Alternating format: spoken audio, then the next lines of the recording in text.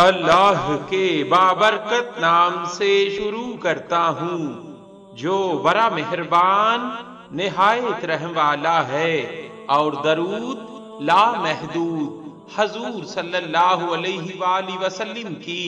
بارگاہ ناز کے اندر، بارگاہ پروقار کے اندر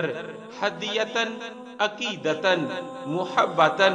نذرانتاً، تحفتاً، مودتاً، ادباً پیش کرنے کے بعد ٹڈیوں کا درود پڑھنا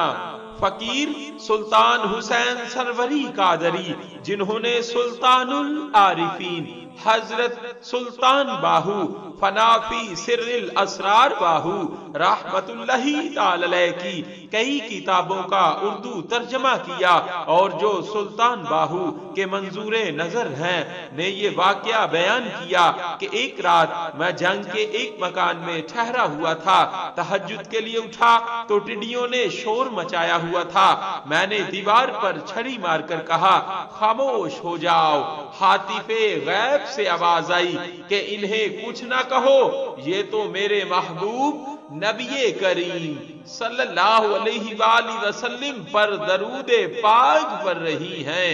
صلی اللہ علیہ وآلہ وسلم۔